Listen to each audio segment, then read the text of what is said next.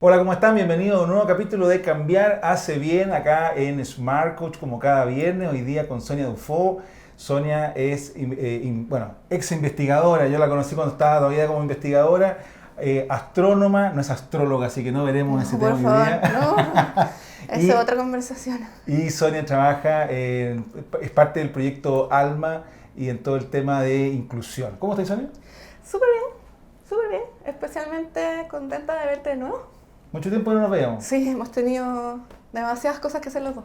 Está bien, pues, estar ocupado, bueno. Sí, Oye, Sonia, cuéntame un poquito, quiero partir del tema de inclusión. sí. ¿Sí? ¿Cuáles son, a tu modo de ver, los grandes desafíos que tienen hoy día las organizaciones eh, para incorporar este concepto de inclusión que da para harto, Sí. de manera práctica al interior de las organizaciones, del día a día de los colaboradores? ¿Cuál ha sido tu experiencia? ¿Cuáles son las cosas que tú observas al respecto? La verdad es que yo creo que la primera limitación que tenemos nosotros es pensar en términos inclusivos. Ok.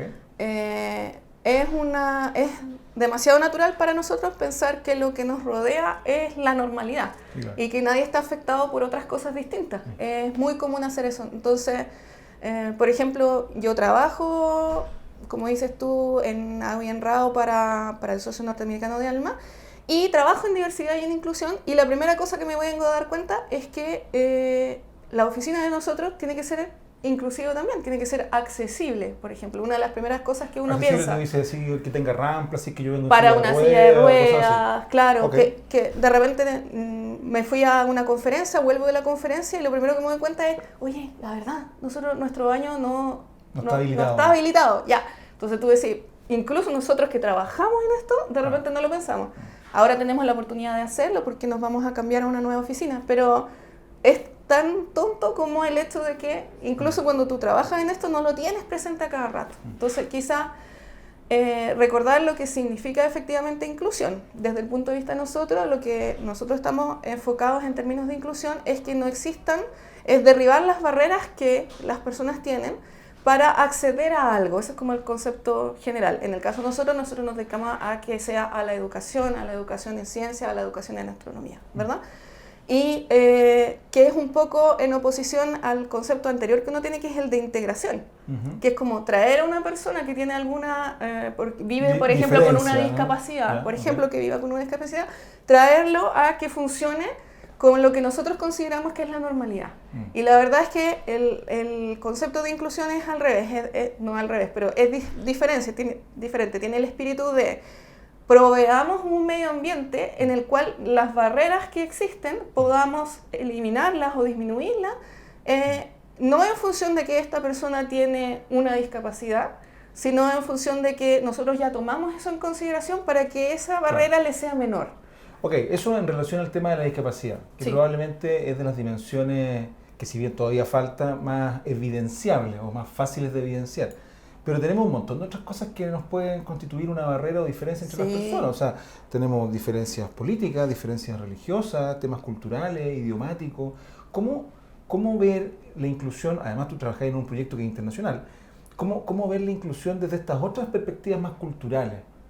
Todos los tienes que tomar en consideración. Yo quise dar el ejemplo de la accesibilidad porque es como lo más evidente, pero la verdad es que inclusión en el caso de nosotros incluye también, por ejemplo, un acceso mayor de las niñas a este tipo de carreras científicas, que nosotros tenemos una representación de la población existente que no se refleja en los científicos existentes, por ejemplo. Entonces, mayoritariamente la primera cosa que tú ves es la falta de una representación de un buen número de niñas en el sistema, un buen número de personas que pertenecen a comunidades indígenas en el sistema.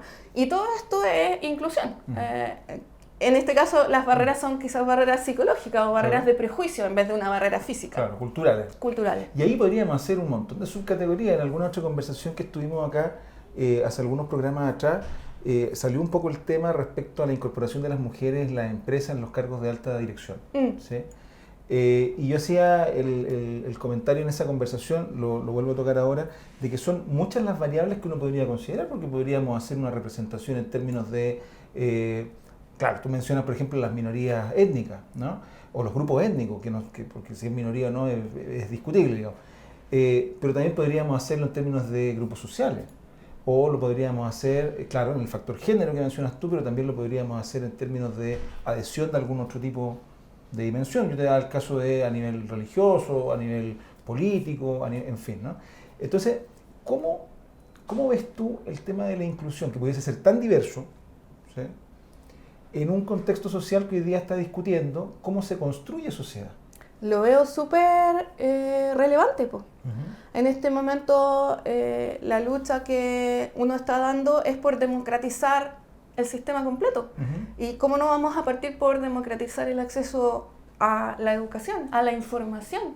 Imagínate, yo por ejemplo trabajo con la comunidad sorda en nuestro país, donde el acceso a la información más básica está limitado si tú no tienes un intérprete de lengua de señas a mano. O sea, ir a un banco y ir a pedir que te cambien un cheque sin poder comunicarte en tu propio país en un lenguaje en común. Ya, imagínate, una cosa tan sencilla como eso. Lo que dices tú, el hecho de que los observatorios son medios ambientes internacionales hace que uno, haber estudiado en un lugar, vivido en otro, empiezas a ver estas cosas y dices, pucha, en realidad no me había dado cuenta de estas diferencias y si son importantes para mí, trato de volver a mi país y hacer algo por ella. Respecto a este acceso a la educación, ¿cuál es tu mirada respecto a qué se debe hacer? Pero no solamente por acceder, porque si hoy día miramos las estadísticas, al menos en Chile, el tema de cobertura educacional, sobre todo en los primeros tramos de educación, es casi total, y en educación superior, claro, se ha ido avanzando, digamos. Pero tenemos un cuestionamiento muy fuerte respecto a la calidad de esta educación. Sí. Y respecto a la atingencia real que tiene esta educación en un mundo que cambia todos los días, sí, y de manera muy rápida. ¿Cuál es el desafío de este acceso a qué tipo de educación? Yo creo que una de las cosas que uno más valora de aprender cualquiera de las áreas STEM es el pensamiento crítico. Poder entregarle a los niños como herramienta una manera de manejar el pensamiento crítico les va a servir para todo. Les va a servir para democratizar su vida completa, no solamente su acceso a la educación, a escoger mejor, a votar más conscientemente, todo este tipo de cosas. Entonces, pienso que es herramientas más que información. Uno dice acceso a la información, pero también es acceso a la información que te permite tomar decisiones mejores, ¿no? A discutir qué información es de calidad y cuál no. Porque acceso a la información podemos tener un montón, claro, pero muchas de esas cosas no te van a servir, te van a confundir más que nada, porque todas las voces tienen un mismo peso. Entonces nosotros tenemos que aprender a decidir, discriminar cuáles son las que tienen un conocimiento detrás, cuáles son las que tienen un prejuicio detrás, cuáles son las que me van a servir y no. Entonces yo creo que la educación tiene que enfocarse mucho ahora en dar este tipo de herramientas que tú mismo nos diste a nosotros cuando estudiábamos el coaching y las mentorías, de herramientas que se consideran como blandas, ¿no? Habilidades blandas. Estas habilidades blandas, primero que tienen un nombre horrendo, porque te da la sensación de que se contrapone a las duras que son las ciencias y todo eso. La voz de algún ingeniero. Se nota que somos culpables de hacer esa contraposición que en realidad, sin una habilidad de pensamiento crítico de este estilo, sin una habilidad de percepción del otro, de saber, a ver, esta persona me está dando esta información, pero qué es lo que hay detrás de esto, qué intereses tiene él, qué intereses tengo yo, qué prejuicios tiene él, qué prejuicios tengo yo. Si no aprendemos a manejar ese filtro, da lo mismo la información que yo te dé. Claro, no la vas a usar bien. Claro, no sabemos discernir con eso. Exacto. Tú comentabas, Sonia, respecto a este proyecto o lo que tú también participas de poder hacer que cada vez haya más niñas que estén interesadas en estudiar el día de mañana carreras de ciencia, ¿sí? Respecto a ese tema, te lo pregunto porque además yo soy ignorante respecto al punto. ¿Cuáles son las estadísticas hoy día en proporción hombres-mujeres en el mundo de la ciencia? ¿Cómo va el asunto? Yo tuve oportunidad hace algunos años atrás de estar en la Universidad Hebrea de Jerusalén y en un centro de investigación. No sé si tú has tenido oportunidad de ir a los centros de investigación israelí, pero son world class, ¿no? Sí. Y es muy interesante ver no solamente los desarrollos que se están haciendo para el mundo entero, sino que este tema de hombres o mujeres, ¿sabes que no se veía? estaba muy equiparado. Entonces, ¿cuál Fantástico. es la realidad en Chile, en la región? ¿Cuál es el desafío ahí? Bueno, nosotros en la región, considerada como la OCDE, ¿no? La comunidad latinoamericana, por decirlo así, estamos súper mal. Ya, ok. Así, Dentro ¿no? del barrio no va bien. No, Ok. no, estamos segundones, sino en los peores Ok.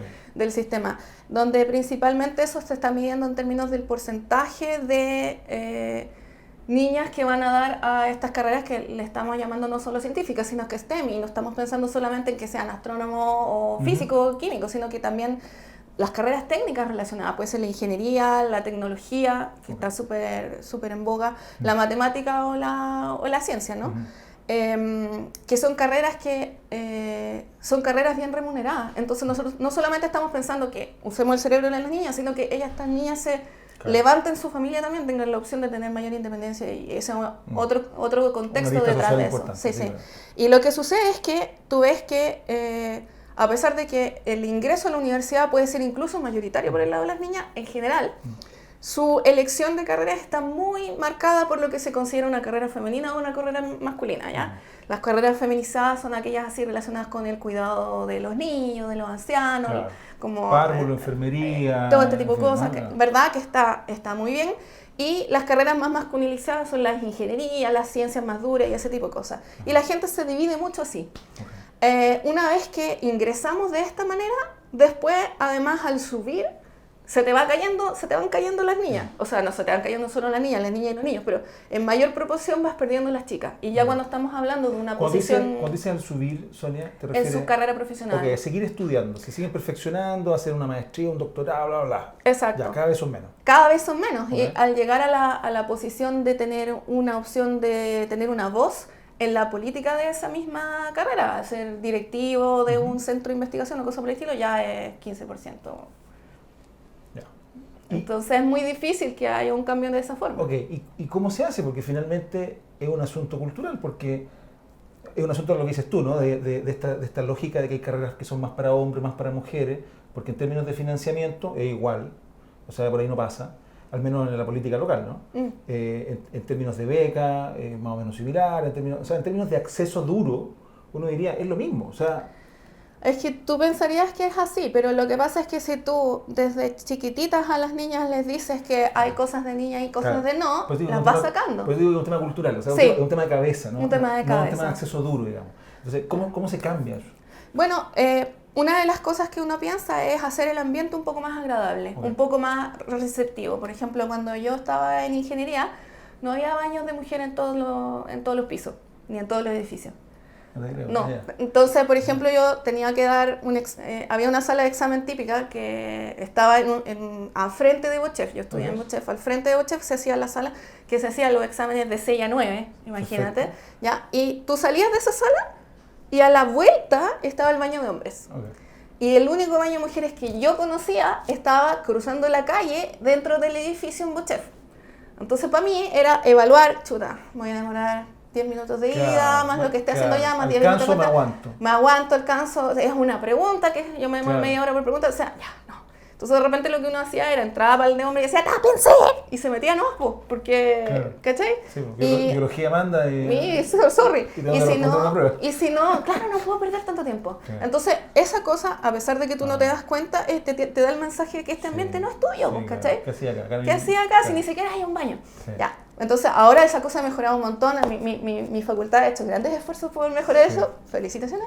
De hecho, yo Bochef de la Universidad de Chile, por si alguien no sabe. Perdón, uno cree que están todos años metidos en la cuestión que te sale automático. Claro. Disculpe. Y entonces, la última vez que fui para allá, yo con lágrimas en los ojos saco una fotografía donde estaba el pilar que marcaba baños de hombres para un lado y baños de mujeres para otro. Y yo decía, ¡sí! Y son cosas que tú dices, pero es una tontera. Claro, no es una tontera, porque es un mensaje subliminal. Claro. Si eres bienvenido o no en este lugar. Si está todo preparado para ti. Si está todo preparado para acogerte o no. Entonces, ¿qué es lo que ha hecho, por ejemplo, en la Universidad de Chile? Ha abierto cupos específicos para mujeres. Dice, bueno, sí, yo tengo un cierto corte en mi ingreso, pero si en esos últimos puntajes hay una proporción de mujeres que les faltaron 5 pesos para la chaucha, venga para acá. Y la verdad es que de repente eso puede causar molestia en el ambiente masculino, pero la verdad es que esas pequeñas diferencias de puntaje a ese nivel, pucha, tú estornudaste y perdiste ese puntaje en la prueba. O sea, realmente son muy poquitas las diferencias, son muy poquitas las diferencias. Y lo que uno espera es usar este conocimiento de que si en un medio ambiente ya tiene un 30% de mujeres, eso ya hace que la voz de las mujeres sea escuchada y por tanto se cambie y se hagan más baños y se participe mejor y haya, no sé, algunas de las cosas que uno necesita. Entonces, estaba tratando la universidad de subir a ese número, llegar a ese número y ver si eso causa un cambio cultural. Okay. Aprovecha y ayuda. Eso en términos de ingreso. Sí. Ya. Yo me quiero poner abogado del diablo. Mantención. Sí, ese es un tema. Sí. ¿Y cuál es el mindset cultural? ¿Cuál es la cabeza que tiene el equipo docente a la hora del trato y la evaluación? Sí. Bueno. Sí, yo conozco de cerca a Buchef, por eso yo no estudié ingeniería, pero tengo muchos amigos de allá y lo pude conocer de cerca. Y hay un tema, ¿no? Bueno, hay que dar una pelea al principio. Cada vez que tú quieres hacer un cambio cultural, si se necesita, tienes que dar una pelea. Entonces, una de las cosas que se hace a veces es hacer workshops específicos, talleres específicos de concientización de los sesgos inconscientes que uno tiene. Porque yo trabajo en esta cuestión, pero eso no significa que yo no tenga también un sesgo relacionado con esto. Simplemente significa que yo hago el esfuerzo de mantenerme presente y estar atenta y aprender y leer y con eso tratar de ayudar por un lado y mantener a raya mis propias limitaciones por otro. Lo otro que se hace es también, además de hacer talleres específicos, se me fue la idea. ¿Qué era lo que te iba a decir? Me habías preguntado sobre... Y abrí la boca y te Cuéntame. Nos quedan poquitos minutos. Quiero llevar esto de vuelta al tema de las organizaciones y el tema de inclusión. Tú trabajas en una organización que es internacional, que me imagino que tiene una diversidad cultural de gente que viene de diferentes partes o que ha tenido diferentes experiencias, diferentes culturas, en fin, me imagino, no lo sé. ¿Cuáles son como las buenas prácticas que tú has visto o que están pensando implementar que podrían ser buena idea para la gente que nos está escuchando, que nos está viendo hoy día, decir, ¿sabes qué? Esta idea está buena para meterla en mi organización, en mi contexto y poder ser más inclusivo? Sí, hay varias cosas que se toman en consideración y una de las principales es al momento de hacer reclutamiento de personas nuevas. Okay. En ese momento muchas veces la gente trata de, por ejemplo, ver los currículums y los proyectos que se presentan separados currículum de proyectos. Simplemente tú ves el proyecto solo, sin nombre, sin apellido, sin una cosa. Entonces tú te haces una idea si te parece que ese proyecto está bien planteado, es interesante. Capacidad técnica. ¿Sí? Capacidad técnica. Por otro lado, tú puedes también evaluar el currículum de la persona también anonimizado y solamente ponerlos juntos después y hacer la discusión después. Y eso ya hace una diferencia. De hecho, este tipo de cosas te puede mostrar que tú te fijas en muchas cosas. No te fijas solamente si es hombre o mujer el que lo presenta, sino que empiezas a pensar, bueno, si viene con un equipo de gente que yo conozco, le confío más. Pero eso o si viene de tal universidad. O si viene de tal universidad, claro. Entonces, eso también quita un poco de... está bien quitar un poco de poder a cosas que están basadas en prejuicios. Ya, está bueno. ¿Alguna otra? Que me gustó esa, no la había escuchado nunca. No la había escuchado. No, está interesante. Esa es una de las cosas. La otra cosa es que cuando tú haces un reclutamiento, por ejemplo, que tú te pongas de acuerdo previamente cuáles van a ser las preguntas. Y a toda la gente hacerle las mismas preguntas. Y no solamente escuchar y quedarte con la idea, sino que haya alguien que esté anotando. Porque también de repente tu prejuicio puede escuchar más una cosa y olvidar otra. Entonces eso también, que quede todo anotado y luego tú no haces la decisión ahí, sino que una vez que todos pasaron por ese mismo proceso, tú lo procesas interiormente y luego se sopesa de nuevo. Tú sabes que hay algunos estudios en temas de selección que dice que entre el 20 y el 25% de la carga que pone el entrevistador tiene que ver con que si el entrevistado se parece. Sí. Entonces, si es más parecido al que entrevista, le va mejor en la entrevista. Sí, tremendo, todas esas cosas. Algunos estudios coaching, ¿no? Rapport. O sea, se parece más a mí, confío más, me tinca más. Una vez hicieron un experimento en el cual intentaron como anonimizar estas cosas, anonimizar la entrevista, pero se dieron cuenta que igual perjudicaban más a las mujeres que a los hombres, porque cuando venía la persona caminando tú sentías el taconeo. Sabías que era lo percibías por fuera. Todos con chalita. Todos con chalita. Sonia, te quiero agradecer por esta conversación, mucho éxito en los proyectos que Muchas se gracias. vienen. Es un año que además seguro que en lo personal va a tener un montón de Esperemos que sí. desafíos, así va a ser. Te deseo mucho éxito en eso. Muchas gracias. Y bueno, y a todo el resto, ya saben, cada viernes aquí en Cambiar Hace Bien, en YouTube y en Spotify. Así que nos vemos en la próxima. Chao, chao. Chao.